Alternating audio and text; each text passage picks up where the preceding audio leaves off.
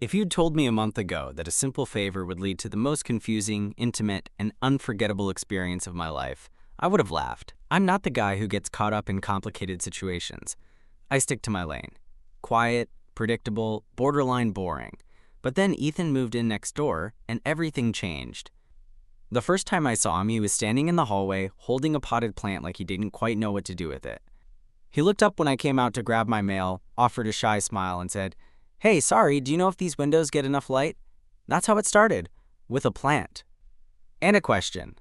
Ethan was new to the building, having just moved from out of state for grad school. We talked for a few minutes, me awkwardly trying to sound more interesting than I am, him smiling like he didn't mind my lack of charisma. He had one of those easygoing energies, like someone who could make friends at a funeral. He moved into the unit directly across from mine, and for the next few days, I found myself weirdly aware of his schedule when his door opened. When I heard him laugh through the wall while on a call. When he dropped something in the hallway and muttered a soft "shit" under his breath. It wasn't long before we started hanging out.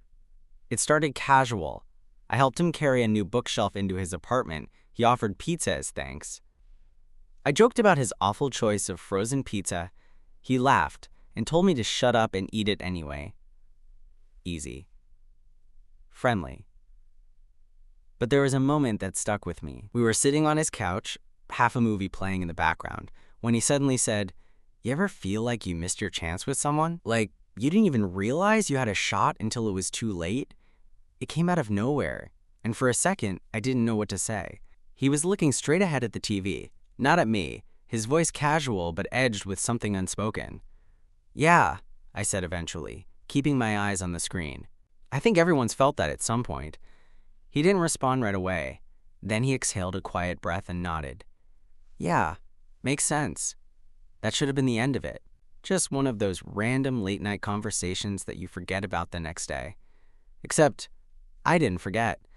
And things started to feel different. The touches started small. A nudge on the arm when I made a joke. His knee brushing mine and not moving. A hand on my back when he leaned past me to grab something. Nothing major. Nothing anyone else would notice. But I noticed. One night, after a couple drinks and way too much takeout, he asked if I wanted to crash on his couch instead of going back to my place. I was literally 10 steps away, but something in his tone made me hesitate, not because I didn't want to, but because I did. "Sure," I said, trying to sound casual. He handed me a blanket and a pillow, but he stood there for a moment before walking back toward his room. "Hey," he said, pausing in the doorway. "If you get cold or anything, you can always come in. I mean, the bed's big enough." I didn't know how to respond, so I just nodded. That night, I didn't sleep. Not because I was uncomfortable, but because I couldn't stop thinking about that offer, about what he meant by it, about the way his voice had dipped when he said it. I laid there in the dark, the quiet hum of the city outside the only sound, and tried to make sense of the tension that had started to build between us. But I wouldn't have to wonder for long, because a week later, everything escalated, fast. A week later, he knocked on my door around 11 p.m. I was half asleep, wearing sweatpants and a hoodie, debating whether to finish the last slice of pizza or finally start my laundry. I opened the door to find Ethan standing there barefoot, his hair damp and messy like he'd just showered, wearing a loose t-shirt and those soft joggers he always seemed to live in. "Hey," he said, rubbing the back of his neck. "Sorry, were you asleep?" "No," I lied instantly. "What's up?" He held up a small HDMI cable in one hand. "Can I borrow your cable? Mine crapped out, and I'm trying to connect my laptop to the TV." It was a lame excuse. We both knew it. He could have gone a night without Netflix. But I didn't call him out on it. I just stepped aside and said, "Yeah, sure, come in." He followed me inside and lingered near my bookshelf while I fished through a drawer. "Your place smells nice," he said casually. Thanks. That's probably the candle." Ethan chuckled. "Right. Pine and manliness?" "Exactly." I handed him the cable, but he didn't take it right away. His fingers brushed mine and lingered just a second longer than they needed to. I looked up, and for the first time, he didn't look away. "Do you ever feel like you're on the edge of something?" he asked quietly. Like, if you make one move, everything could change. There it was again. That same question, wrapped in different words. The same look, like he was testing the air between us. Sometimes, I said. Depends what you're about to fall into. He gave this breath of a laugh, but it wasn't nervous. It was relieved. Then he stepped closer, and I didn't move. We were barely a foot apart. The apartment was dead quiet except for the ticking of the stupid kitchen clock I hated. I could feel the warmth of him, smell the faint trace of his shampoo. I'm not good at this, he admitted. I don't even know what this is. Me neither. But I've been thinking about it. About you. About that night on my couch. And I didn't mean the HDMI cable. I swallowed hard. You said the bed was big enough. He smiled, soft and slow. It still is. I don't know who moved first. Maybe it was both of us at once. But suddenly, he was kissing me. It wasn't desperate or clumsy. It was careful, like he was asking a question with his mouth and waiting to see if I'd answer. I did. I kissed him back, my hands finding his waist, his fingers sliding up my neck. He sighed into me, deep and quiet, and everything else disappeared. All the guessing, the overthinking, the weird tension, gone. Just heat, breath, and this strange rightness I hadn't let myself want until now. When we finally pulled apart, his forehead rested against mine. Was that okay? He whispered. Yeah, I breathed. Yeah, it was. He let out a shaky laugh. Good, because I've been freaking out for days. Me too. He stayed that night. Not for anything more than just being there. Two guys on the same bed, not watching TV, not needing an excuse anymore. He fell asleep with his arm draped over me, and for the first time in a long time, I slept all the way through the night. But the next morning? That's when the real question started. The next morning, I woke up before him. Ethan was still asleep, curled into my side like it was the most natural thing in the world. His arm was thrown across my stomach, his breath slow and even. And for a moment, I just lay there, watching the early light slide across the ceiling, unsure if I was dreaming. Then he shifted, mumbled something I didn't catch, and pressed his face into my shoulder like he didn't want to get up. And just like that, it was real. I wasn't prepared for how peaceful it felt. I'd imagined 1,000 ways this could go wrong. Awkward silence, regret, some panicked, let's just pretend that never happened speech. But lying there with him, my chest rising and falling in sync with his, I didn't feel any of that. I felt okay. Eventually, he stirred, blinked a few times, then looked up at me, his eyes still heavy with sleep. Hey, he said, voice rough. Hey! A pause. Then he smiled, slow and a little shy. I didn't dream that, did I? Nope. He nodded, gaze falling to my chest, then back up. Good. We stayed there for a while, neither of us talking, neither of us needing to. But of course, the peace couldn't last forever. Reality has a way of crashing back in. Around 10, he got up to use the bathroom. I stayed in bed, staring at the ceiling, already hearing the voice in my head. What now? We hadn't talked about labels, about intentions, about anything beyond last night. And I didn't want to ruin the quiet by being the guy who jumped straight into, so what are we territory? But the question was there. He came back, stretching in the doorway like it was any other morning. You want coffee? He asked. Sure. In the kitchen, he moved around like he always did, barefoot, casual, comfortable in my space, and I watched him, trying to read between the lines. He handed me a mug. You okay?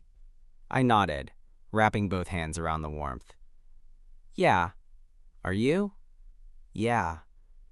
Then he leaned against the counter, studying me. You're thinking too much. I laughed softly. I always think too much. Want me to say it? Say what? That I'm not freaking out. I raised an eyebrow.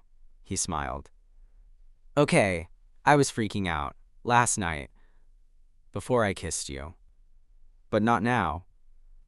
That got a small smile out of me. Why not now? He shrugged. Because I like you. And that doesn't scare me as much this morning as it did yesterday. My heart did something strange, stuttered, then settled. I like you too, I said. Good. That makes this less weird. He moved closer, stood in front of me, and took my mug from my hands. Then he kissed me again, gentler this time, like a punctuation mark. A statement. When he pulled back, he tapped the edge of the mug with his thumb. Also, your coffee sucks, I grinned. You suck. I know, and now I'm your problem.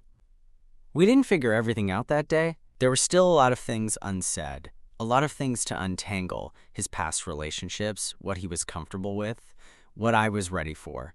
But something had shifted. We weren't dancing around it anymore. That night, he texted, "Your place or mine?" I sent back, "Yours. But you're making the coffee this time." His place was cleaner than I expected. Not that I thought Ethan was messy, just he always had that effortlessly chill vibe that made me assume his apartment would be full of unfinished laundry and mismatched cups. But it wasn't. It was tidy in that unintentional way. Books stacked neatly without being arranged, a couple plants thriving on his windowsill, a candle that smelled vaguely like cedar and citrus. I cleaned, he said, watching me look around. Sort of. It's nice, I said. Very you. Is that a good thing? I smirked. You've got a color palette. I respect that. He rolled his eyes and nudged me toward the couch. Sit down before you start critiquing the feng shui. We ended up watching something dumb. Some dating show where no one wore real clothes and everyone was pretending to be in love for the camera. Ethan kept making commentary under his breath, and I laughed more than I probably should have. The mood was easy, lighter than the night before. No tension, no nerves. Just comfortable. Until he paused the show and turned to me, his expression a little more serious. So, I've been thinking, he said. My stomach tightened a little. Yeah? I don't want to play it cool or act like this is some casual thing. I'm not good at pretending, and I don't want to mess this up by saying the wrong thing, but I like this. Us. I nodded, heart thudding a little louder. Me too. And I don't know if I'm ready for some big boyfriends talk or whatever, he added. But I'm also not seeing anyone else. I don't want to. Just want to be clear. It took me a second to find words. Not because I was unsure, because I wasn't used to someone being that honest, that open. Yeah, I said, I'm not seeing anyone either. And I don't want to. His shoulders relaxed like I'd just let him exhale. Cool, he said. So we're like, dating light? Diet boyfriends? He laughed. Exactly. Low-cal commitment. We kissed again after that. Deeper this time. Slower, like we weren't in a rush anymore. Somehow we ended up tangled on his bed, just lying there. We didn't do anything more than kiss and hold each other. But the way his hand fit around mine, the way our legs knotted under the blanket, it felt intimate in a way I hadn't expected. Like I'd known him for much longer than a few weeks. I used to think relationships had to start with fireworks, Ethan murmured against my shoulder. Big drama, intensity, passion. And now? Now I think maybe I just want someone who shows up with a cable and bad coffee. I kissed the top of his head. I can keep doing that. Good, he said, already drifting toward sleep. Don't stop. We fell asleep like that. No big declarations, no promises, just two guys figuring it out, one moment at a time. Over the next couple of weeks, things settled into something that felt natural. We didn't label it, we didn't talk much about it, but Ethan would text me every morning with something dumb. Usually a meme, sometimes a photo of his awful cafeteria coffee, once just a blurry selfie of him half asleep with the caption, "Still alive." Barely. And every night, we ended up at one of our apartments, watching bad TV, cooking something together, or just lying in bed, trading quiet glances and slow kisses until sleep took over. I wasn't used to this kind of closeness. Not with guys. Not like this. I'd had relations before. Brief, physical, transactional. But this was different. There was an ease to it. A softness. I didn't feel like I had to prove anything. I could just be, and he still wanted me around. But with comfort comes vulnerability. And with vulnerability comes doubt. It started small. A comment from a friend. A glance from a neighbor who saw us leaving my place together. Then one day, my phone buzzed with a text from an old high school buddy I hadn't talked to in months. "You and the new guy next door? Just saw you two at the cafe." "Damn! Didn't know you were like that." I stared at the message for a full minute, unsure how to respond. Ethan noticed the shift in my face right away. "You okay?" "Yeah." I lied, locking my phone and forcing a smile. "Just some work crap." He didn't push, but I could feel him watching me. Later that night, we were walking back from the store, carrying bags of snacks and frozen meals because neither of us had the energy to cook. It was quiet. The kind of quiet that feels thick. Tense. "You sure you're okay?" he asked again. I hesitated. Someone I know saw us earlier and sent me a message. He stopped walking. "Okay. Was it bad?" "Not bad, just one of those comments that makes you feel like you're on display." Ethan nodded slowly, absorbing that. "Do you regret this?" he asked quietly. "Being seen with me," I turned to him, surprised. "What? No, not at all. Because if you did, I'd get it," he said. I didn't always have the guts to be open either. I shook my head. "It's not that. It's just, sometimes I forget how fast people notice, how quick they are to judge." "Yeah," he said. "That part sucks." We stood there for a moment, halfway between the store and my place, streetlights humming overhead. "I'm not embarrassed of you," I said finally. "I just need a second to adjust to being seen." Us being seen. Ethan nodded. "Okay, then I'll go at your pace." I exhaled, grateful for how steady he was. "Thanks." He smiled, bumping his shoulder into mine. "Just don't take too long. I'm bad at hiding how into you I am." That made me laugh, the tension easing. We kept walking, his fingers brushing mine occasionally. Not quite holding hands, but close. Back at my apartment, we unpacked groceries in silence, both of us lost in thought. Then he walked over, took my face in his hands, and kissed me. Slow, deliberate, like he wanted to rewrite the weight of that conversation with something softer. When he pulled back, he said, "You're allowed to be scared. I just don't want you to be scared of me." I nodded, swallowing the lump in my throat. "I'm not." And I meant it. The next weekend, Ethan asked if I wanted to come with him to a small get-together one of his classmates was throwing. It was mostly grad students, architecture nerds like him, plus a few scattered friends from other departments. I almost said no.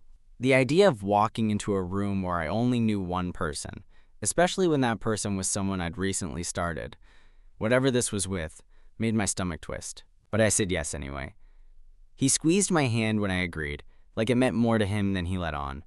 The party was at a loft apartment, a few blocks from campus. Exposed brick, hanging plants, string lights, very Instagram core. Ethan fit right in, laughing with people, tossing around inside jokes I didn't understand, but didn't feel excluded from either. He kept checking on me though, his hand finding the small of my back, his voice cutting through conversations just to ask, "You good?"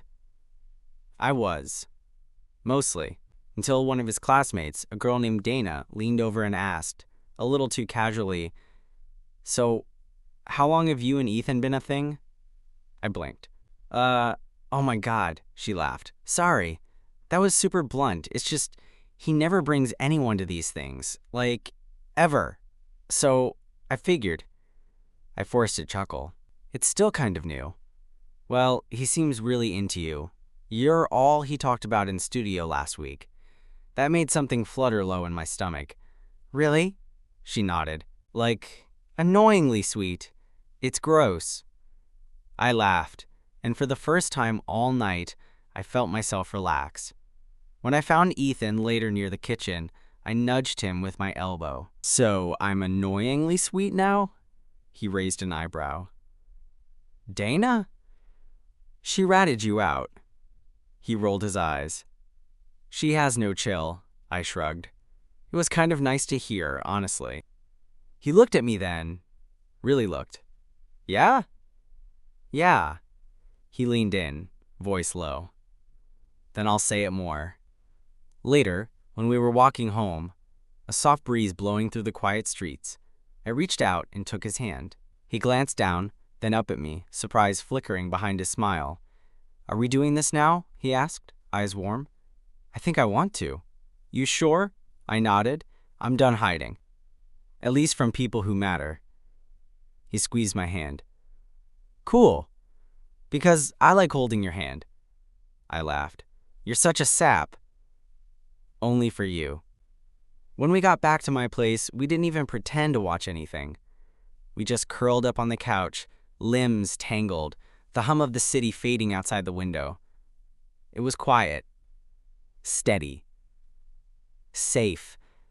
At some point, Ethan pressed a kiss to my temple and whispered, This is what I didn't know I wanted." I didn't say anything right away. Just held him a little tighter. But in my head, the words were there. Me too. By the end of the month, we had a rhythm.